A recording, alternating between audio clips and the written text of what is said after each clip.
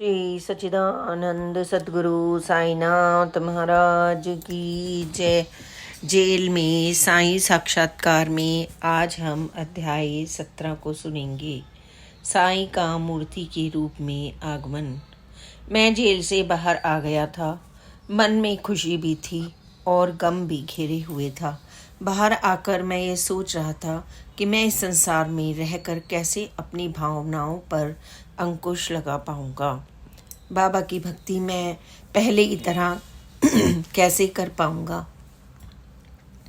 क्या मुझे माया अपने प्रभाव में लेकर परेशान नहीं करेगी। जब मैं सांसारिक बंधनों से दूर था तो सिर्फ बाबा का ही ध्यान करता रहता था। अब संसार की खुली हवा में आकर वह सब कैसे संभव हो पाएगा। तरह तरह के विचार और तर्क वितर्क मुझे परेशान कर रहे थे। मैं ज़्यादातर घर में ही रहता था। कभी कभी थोड़ी देर के लिए ऑफिस जाता। काम करना मैं भूल गया था। दिमाग पर जोर डालने से भी काफ़ी बातें याद नहीं आती थीं। पिछली स्मृतियां धुंधली सी हो गई थीं। काफ़ी प्रयास करने के बाद कुछ कुछ याद आता था। शायद यह मेरे लिए अच्छा ही था कि मुझे बहुत कुछ याद नहीं था। मैंने बाबा से बुरे दिनों में बार बार प्रार्थनाएं की थी कि मैं उन सारी चीज़ों को भूल जाऊं। बाबा की कृपा से जेल से बाहर निकलने से पहले कुछ ऐसा ही हुआ और मैं अपने कष्टकारी अतीत को काफ़ी अंशों में भूल गया।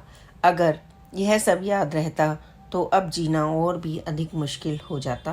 बाबा ने जो किया वह शायद मेरे हित के लिए ही किया। रिहाई का 1 सप्ताह बीत गया। मैं अपने आप को मानसिक रूप से अत्यंत विक्षिप्त एवं त्रस्त महसूस कर रहा था। मेरे ऊपर जो विपत्ति आई थी वह पूरी तरह से टली नहीं थी। अभी सिर्फ जमानत हुई थी। कातिलों का पता भी नहीं लग सका था। मैं जेल से बाहर आ गया। यही मेरे परिवार एवं इष्ट मित्रों के लिए आत्म संतोष एवं राहत देने वाली बात थी। मेरी इच्छा थी कि गुरुवार को मैं बाबा की काकड़ आरती में शामिल हूँ। अतः सुबह 5 बजे मैं अपनी गाड़ी खुद चलाकर मंदिर गया। मुझे डॉक्टरों ने गाड़ी चलाने की मनाही की थी क्योंकि मेरी शारीरिक और मानसिक क्षमता अभी पूरी तरह से नहीं लौटी थी और याददाश्त भी कमज़ोर हो गई थी। मंदिर पहुंचने पर मंदिर बंद था और मुझे यह जानकारी मिली कि सुबह की आरती यहाँ 8 बजे प्रारंभ होती है। अतः मैं मायूस होकर वापस लौट आया। मन में बार बार विचारों की तरंगे उठती। काश बाबा मेरे यहाँ विराजमान होते।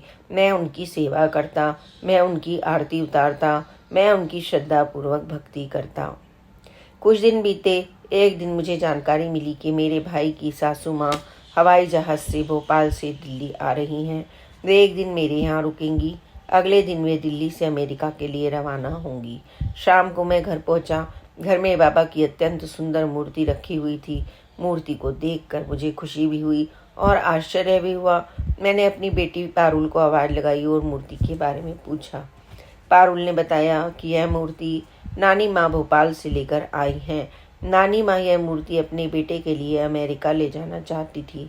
उन्होंने भोपाल हवाई अड्डे पर इस हेतु संपर्क किया तो उन्हें जानकारी मिली कि इस मूर्ति को हवाई जहाज में वे अपने साथ नहीं ले जा सकती। भोपाल में हवाई सेवा के एक बड़े अधिकारी नानी माँ के मित्र थे। नानी माँ ने उनसे संपर्क किया और इस काम में उनकी सहायता करने के लिए कहा। बड़े अधिकारी भी बाबा के भक्त थे, अतः वह शीघ्र ही हवाई अड्डे पर आए। उन्होंने कहा कि वे इसे दिल्ली भेजने का प्रबंधन कर देंगे। अमेरिका तक इसे साथ ले जाने का प्रबंधन नहीं हो सकता। नानी माँ ने सोचा कि मूर्ति को दिल्ली ले चलते हैं। राकेश के घर जाना ही है, अतः मूर्ति राकेश को दे देंगी। राकेश बाबा के भक्त हैं, वे बाबा की सेवा करेंगे। राकेश के लिए इससे अच्छा और उपहार क्या हो सकता है। इस प्रकार यह मूर्ति भोपाल से दिल्ली और दिल्ली से गुड़गांव तक पहुंच गई। पारुल से मूर्ति के विषय में सारी बातें सुनकर मुझे और अधिक आश्चर्य हुआ। नानी माँ के अधिकारी मित्रों ने यह सलाह भी दे सकते थे कि वे मूर्ति को उनके पास ही छोड़ दें, किंतु ऐसा कुछ भी नहीं हुआ। शायद बाबा यह जानते थे कि इस समय हवाई अड्डे के अधिकारी से अधिक मुझे बाबा की ज़रूरत है। शायद वे मेरे मन में उठने वाली इच्छाओं को जान चुके थे। अतः बाबा ने अधिकारी को भोपाल से दिल्ली तक मूर्ति भेजने की व्यवस्था में लगा दिया। बाबा ने अधिकारी को इस बात से निविज्ञ कर दिया कि वह इस मूर्ति को स्वयं अपने पास रख ले। इस प्रकार से एक मूर्ति के रूप में बाबा का आगमन मेरे यहाँ हुआ। बाबा ने घर के चप्पे चप्पे को पावन एवं पुनीत कर दिया। उन्होंने मेरी भक्ति भावना को और अधिक पुष्ट किया। बाबा मुझे अपने पावन चरणों में और अधिक लीन करते जाएं, मेरे मन मंदिर में सदैव विराजमान रहें, यही मेरे जीवन की सार्थकता है। बाबा की मुझ पर अनेक मेहरबानियां हैं। उनकी महिमा और लीला का बखान नहीं किया जा सकता, क्योंकि वे अनंत कोटि ब्रह्मांड नायक हैं। वे दिखाई नहीं देते, परंतु उनका लोकोपकार सर्वव्यापी है। वे भक्त के लिए किस प्रकार से योग संयोग बनाते हैं, इसे वे ही जानते हैं, कोई और नहीं जान सकता। उनका ढंग भी अद्भुत और निराला ही होता है। मैं बाबा की दिव्य मूर्ति की तरफ एकटक देखता। बाबा की दिव्यता का चुंबकीय आकर्षण हृदय में भक्ति का रस घोल देता। मेरी आंखें उनके प्रेम को पाकर नम हो जाती। करुणा सागर की कृपा से खुशी के आंसू बरसने लगते। मैं साई का सहारा चाहता था। अब साई मेरे लिए सबसे बड़ा आश्रय बन गए। मैंने विधि पूर्वक मूर्ति की पूजा आराधना प्रारंभ करने की कोशिश की। प्रत्येक बृहस्पतिवार को भंडारे का आयोजन प्रारंभ कर दिया। मेरे अंदर एक अंतः प्रेरणा जागृत हो गई थी कि मुझे बाबा की सेवा कार्य करने हैं। अब उन्हें मूर्त रूप देने के लिए मेरा हृदय बेचैन हो रहा था। साथ ही मैं बाबा की मूर्ति पाकर निहाल हो गया था। बाबा मूर्ति के रूप में स्वयं चलकर आए, यह सौभाग्य मुझे बाबा ने प्रदान किया। अब मुझे उनकी सेवा का अवसर सहज रूप में ही प्राप्त हो गया। मुझे जेल में पड़े हुए बाबा के 11 वचन बार बार याद आते। मेरा हृदय बाबा की मेहरबानियों के प्रति बार बार कृतज्ञता ज्ञापित करता। बाबा अदृश्य रहकर भी मेरी मनोकामनाएं पूरी करते जा रहे थे। बाबा अपने आप सारे संयोग बना देते हैं, यही बाबा की कार्य पद्धति है।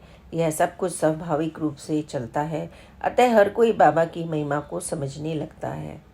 मेरी खुशी का ठिकाना ना था। मैं सबको बताने लगा कि बाबा स्वयं चलकर मेरे घर आए हैं। वे एक मूर्ति के रूप में, साकार रूप में मुझे प्रेरित करने आए हैं। मैं तो घर में हूँ, अब तुम्हें कहीं मुझे बाहर ढूंढने की जरूरत नहीं है। तुम नित्य प्रतिदिन घर पर भी मेरी पूजा अर्चना कर सकते हो। बाबा के आगमन के चमत्कार का मेरे जीवन पर गहरा असर पड़ा।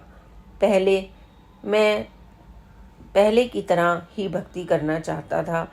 बाबा ने मेरे घर आंगन व मन प्रांगण में विराजमान होकर मेरे लिए चतुर्दिक भक्ति का द्वार खोल दिया। उन्होंने मेरी इच्छा जानकर मेरे लिए उसी के अनुसार मार्ग प्रशस्त किया। बाबा अंतर्यामी हैं। मैं भाव विभोर होकर फिर से बाबा की भक्ति में लीन हो गया। मेरे घर का वातावरण भक्तिमय होने लगा। मेरे बच्चे प्रतिदिन मेरे साथ घर पर काकड़ आरती और सेज आरती करने लगे। मैंने नाम स्मरण, जाप, ध्यान, भजन एवं श्री साईं सच्चरित्र ग्रंथ के पारायण के क्रम को जारी रखा। धीरे धीरे बाबा के अभिषेक एवं पट परिवर्तन का नियमित क्रम भी प्रारंभ हो गया। श्री सच्चिदानंद सतगुरु साईनाथ महाराज की जय। आगे की कथा को आप कल अवश्य सुनें और बाबा की कृपा और प्यार को प्राप्त करें। Please like, subscribe and share this channel. Om Sai Ram, जय साई राम, ओम साई राम।